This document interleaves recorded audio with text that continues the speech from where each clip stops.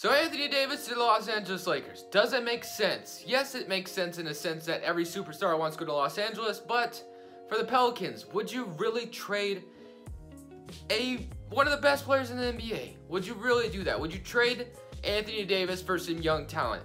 Maybe if you have Anthony Davis really wants out off your team, like Jimmy Butler wants off the Minnesota Timberwolves, you do it, but if you're the Pelicans, would you ever, in your right mind, trade Anthony Davis? So guys, today we're going to be talking about the huge rumors that are going around that Anthony Davis wants to go to the Lakers, or he's going to join the Lakers, or eventually he's going to ask for a trade to go to the Lakers, whatever.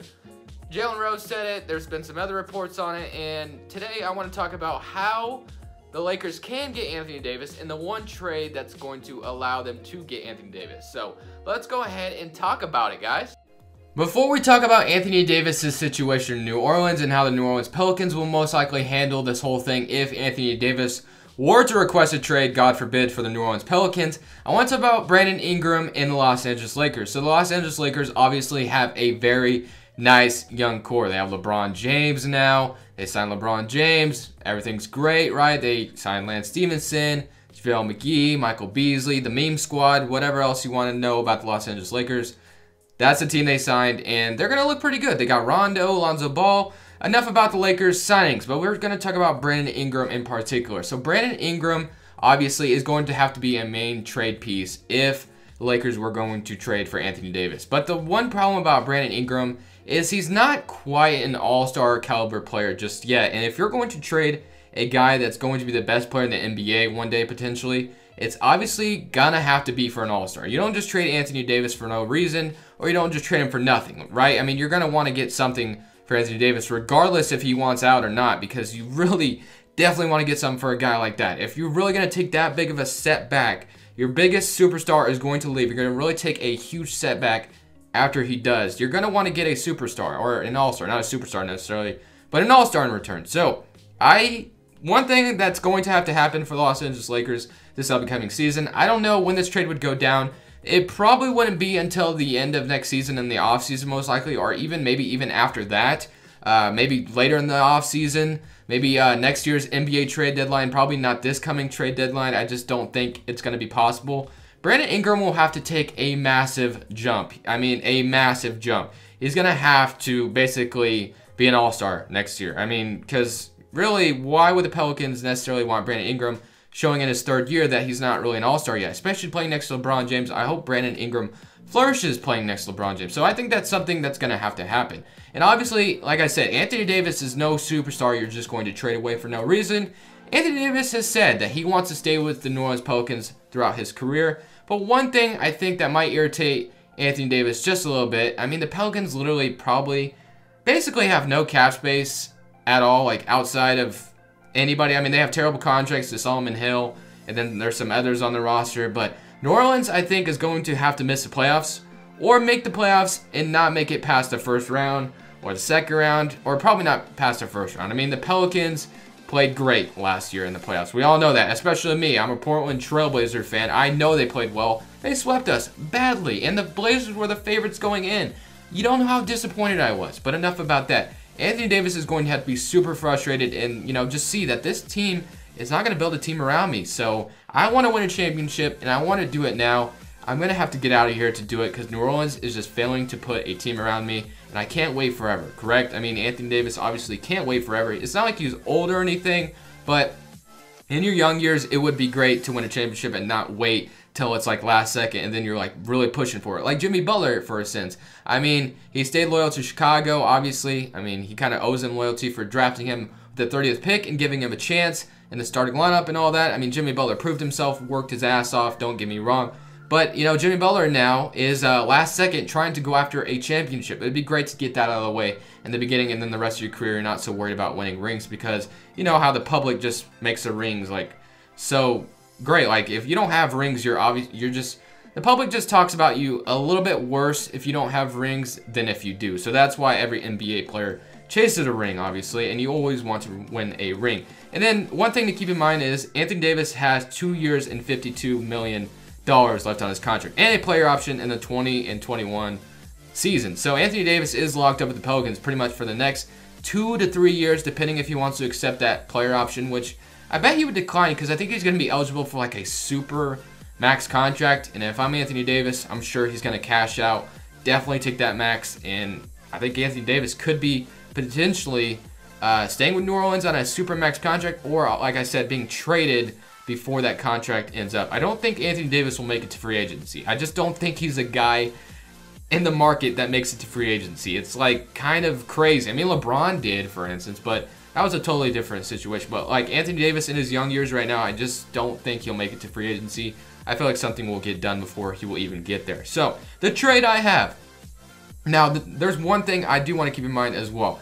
Reason why I say next year's NBA trade deadline, because I think Brandon Ingram will have to get his contract extension before the Lakers can trade for Anthony Davis, because Brandon Ingram is still on his rookie contract, so it's not like the salaries match up if they were just to trade Brandon Ingram and another rookie contract for Anthony Davis. Although they could afford it, but what if they sign another max player? There's just a lot of key elements, you know what I mean? So they could potentially trade for right now, but I think a contract extension to Brandon Ingram will make it a lot easier. So the trade I have: Brandon Ingram, Josh Hart, 2 first-round picks for Anthony Davis. Now, I think this is beneficial for both sides because the Lakers get the center. They can start Kyle Kuzma in the lineup instead of having Brandon Ingram play the 4.